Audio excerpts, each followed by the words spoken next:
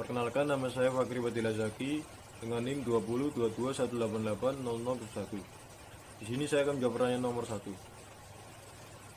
Untuk yang A, jika merujuk kepada pemaknaan istilah, maka masyarakat Madani berasal dari kata Madani pada sebuah kota yang disebut Yathrib. Yathrib nama lama dari Madinah Al-Munawwarah. Menurut Nurpolis Masjid, kata Madinah berasal dari bahasa Arab Madaniyah yang berarti peradaban tinggi. Karena itu masyarakat Madani adalah masyarakat yang beradab. Makna lain kata Madani berarti kota. Dengan demikian, masyarakat Madani adalah masyarakat kota. Perkataan Madinah dalam peristilahan modern merujuk kepada semangat dan pengertian. Civil society, suatu istilah Inggris yang berarti masyarakat sopan, beradab, dan teratur dalam bentuk negara yang baik. Yang B, salah satu karakter masyarakat Madani adalah tumbuhnya rasa tolong-menolong. Hal ini berdasar pada surat Al-Maidah ayat 2 yang artinya, dan tolong-menolonglah kamu dalam mengerjakan kebajikan dan takwa, dan jangan tolong-menolong dalam berbuat dosa dan permusuhan. Bertakwalah kepada Allah, sungguh Allah sangat berat siksanya. Assalamualaikum warahmatullahi wabarakatuh. Perkenalkan, nama saya Cynthia Maharani dengan NIM akhir 116. Saya akan menjawab soal pertanyaan nomor 2 bagian A. Peran agama Islam. Agama berperan sangat penting dalam mengatur sendi-sendi kehidupan manusia dan mengarahkan kepada kebaikan bersama. Agama dan beragama adalah satu kesatuan namun memiliki makna yang berbeda. Agama merupakan sebuah ajaran kebaikan yang menuntut manusia kembali kepada hakikat kemanusiaannya. Agama sendiri berfungsi sebagai jalan untuk menggapai kemaslahatan, ketenangan dan kedamaian serta keselamatan baik di dunia maupun di akhirat. Tak satu pun ajaran agama yang bertujuan untuk menciptakan kerusakan di muka bumi ini atau kesengsaraan di akhirat nanti. Kebudayaan yang berhubungan dengan agama yang berada di Indonesia mayoritas berfungsi untuk mempererat tali silaturahmi kepada sesama masyarakat. Selanjutnya, bagian B. Dalam bidang muamalah, umat Islam dalam berkehidupan harus selalu menghargai berbagai kearifan lokal atau local wisdom yang tidak melanggar syariat Islam dan wajib meluruskan manakala bertentangan dengan syariat Islam, sehingga kearifan lokal tetap harus tunduk kepada aturan Allah Subhanahu wa Ta'ala, tidak sebaliknya. Dan meskipun kita menghargai dan menghormati budaya lokal yang ada, kita sebagai umat Islam tetap harus berpegang teguh dengan aturan agama Islam. Dan mengenai akulturasi yang bertentangan dengan syariat Islam, kita sering terlebih dahulu jika bertentangan dengan hukum Islam, kita tolak dengan cara yang baik. Tetapi jika akulturasi tersebut tidak bertentangan dengan hukum Islam, maka kita bisa menerimanya dengan senang. Assalamualaikum warahmatullahi wabarakatuh. Perkenalkan, nama saya Fakri Badila Zaki dengan NIM 2022188001.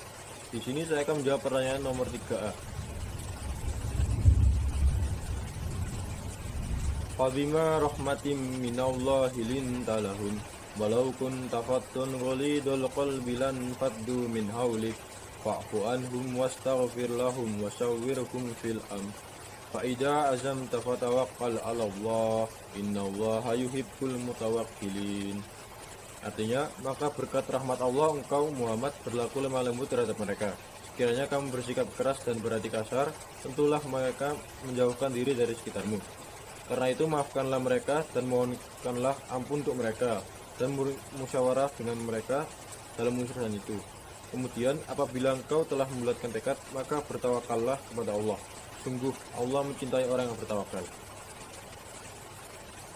Musyawarah atau syirah. Perlunya musyawarah merupakan konsekuensi politik kekhalifahan manusia. Musyawarah ini dengan jelas disebutkan dalam Al-Quran surat Asy-Syura ayat 28 yang isinya berupa perintah kepada para pemimpin dalam kedudukan apapun untuk menyelesaikan urusan mereka yang dipimpinnya dengan cara bermusyawarah. Dengan demikian, tidak akan terjadi kesewenang-wenangan dari seorang pemimpin kepada rakyat yang dipimpinnya. Untuk yang B, Islam sebagai sebuah agama yang mencakup persoalan spiritual dan politik telah memberikan kontribusi yang cukup signifikan terhadap kehidupan politik di Indonesia. Pertama, ditandai dengan munculnya partai-partai yang berasaskan Islam serta partai nasionalis yang berbasis umat Islam. Kedua, ditandai dengan sikap proaktifnya tokoh-tokoh politik Islam terhadap keutuhan negara Kesatuan Republik Indonesia sejak proses kemerdekaan, masa-masa mempertahankan kemerdekaan, masa pembangunan hingga masa reformasi. Islam telah menyumbang banyak pada Indonesia seperti membentuk civic culture, national solidarity, ideologi jihad, dan terwujudnya persatuan dan kesatuan. Mungkin itu saja dari saya. Terima kasih. Wassalamualaikum warahmatullahi wabarakatuh. Bismillahirrahmanirrahim. Assalamualaikum warahmatullahi wabarakatuh. Saya Karna Putri Wandani dengan NIM 202218880096. A'udzu billahi minasyaitonir rajim. Bismillahirrahmanirrahim. Iqra bismi rabbikal ladzi khalaq. Khalaqal insana min 'alaq. Iqra wa rabbukal akram. Alladzi 'allama bil qalam. 'Allamal insana ma lam ya'lam. Shadaqallahul 'azim. Bacalah dengan menyebut nama Tuhanmu yang menciptakan. Dia telah menciptakan manusia dari segumpal darah. Bacalah dan Tuhanmu lah yang maha mulia, yang mengajar manusia dengan pena. Dia mengajarkan manusia apa yang tidak diketahuinya. Quran Surat Al-Alaq ayat 1-5. Iman, ilmu, dan amal. Ketiga hal yang tidak bisa dipisahkan. Berimanlah dan berilmulah agar kita bisa memenuhi ketentuan Allah ini. Niscaya Allah akan meninggikan orang-orang yang beriman di antaramu dan orang-orang yang diberi ilmu pengetahuan beberapa derajat. Quran Surat Mujadilah ayat 11. Kemudian, milikilah ilmu yang setinggi-tingginya. Jika berilmu, tentu kita akan paham bahwa beriman saja itu tidak cukup. Bagi semua orang yang beriman dan berilmu pada saat yang sama, pada saat yang bersamaan, mereka harus mengerjakan amal soleh sesuai yang digariskan oleh Allah Subhanahu wa Ta'ala dan Rasulnya. Sekedar contoh nih, pada kaum muslim yang beriman diwajibkan untuk berpuasa. Ya ayyuhalladzina amanu kutiba alaikumusyamu kama kutiba alal ladzina min qablikum la'allakum tattaqun. Hai orang-orang yang beriman, diwajibkan atas kamu berpuasa sebagaimana diwajibkan atas orang-orang sebelum kamu agar kamu bertakwa. Quran Surat Al-Baqarah ayat 183. Nah, kemudian ilmu dan amal. Dalam beberapa ayat, perintah untuk menegakkan sholat disebutkan bersamaan dengan zakat. Misalnya di ayat ini, wa aqimus sholata wa atuz zakata. Dan dirikanlah sholat dan tunaikanlah zakat. Al-Baqarah ayat 110.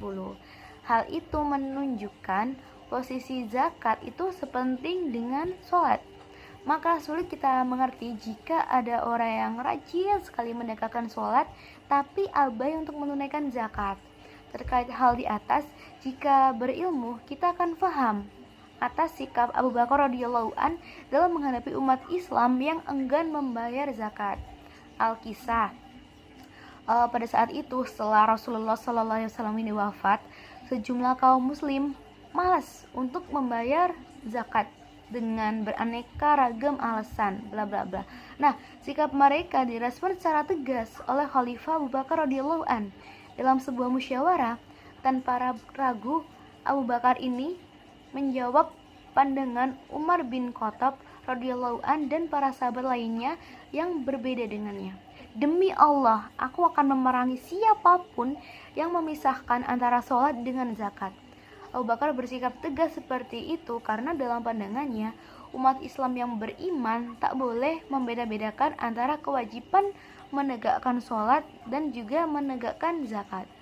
Bagi beliau, kewajiban menunaikan zakat itu merupakan salah satu dari rukun Islam. Tidak sempurna keislaman seseorang itu apabila enggan untuk menunaikan zakat.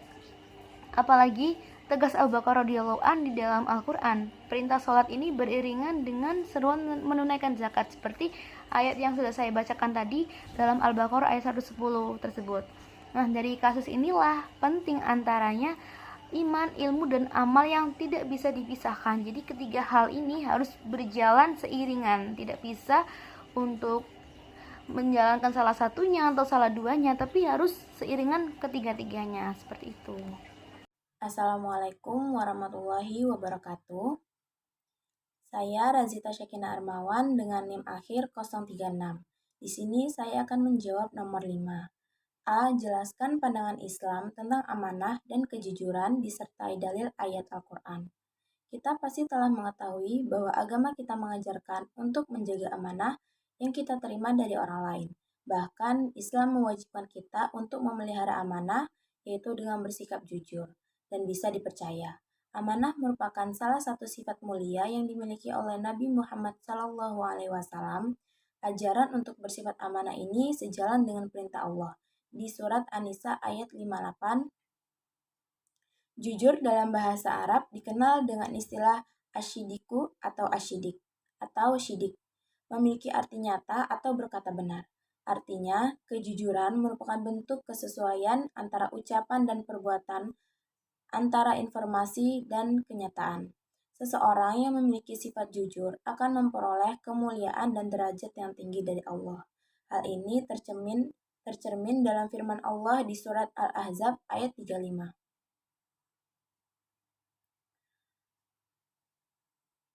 B. Ada pepatah yang mengatakan, tanamlah kejujuran, pasti engkau akan menuai kepercayaan. Jelaskan maksud ungkapan ini.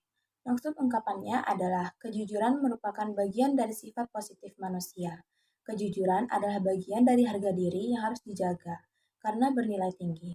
Kehilangan uang bisa kita cari, tetapi kehilangan kejujuran di mana harus dicari. Jujur itu mahal harganya. Orang merusak kejujuran, sanksinya akan berat dan berlangsung lama. Kejujuran diikat dengan hati nurani manusia itu sendiri, dan keduanya itu merupakan anugerah dari Allah Subhanahu wa Ta'ala. Dua kata ini saling keterkaitan. Kejujuran merupakan pangkal dari kepercayaan. Yang menilai Anda jujur adalah Allah, Sang Pencipta, dan orang-orang di sekitar Anda. Sedangkan kepercayaan adalah imbas positif dari sikap jujur. Orang yang mendelegasikan kepercayaan merupakan hasil dari penilaiannya terhadap sikap kita. Jadi, sekali lagi kepercayaan adalah amanah yang harus dijaga erat.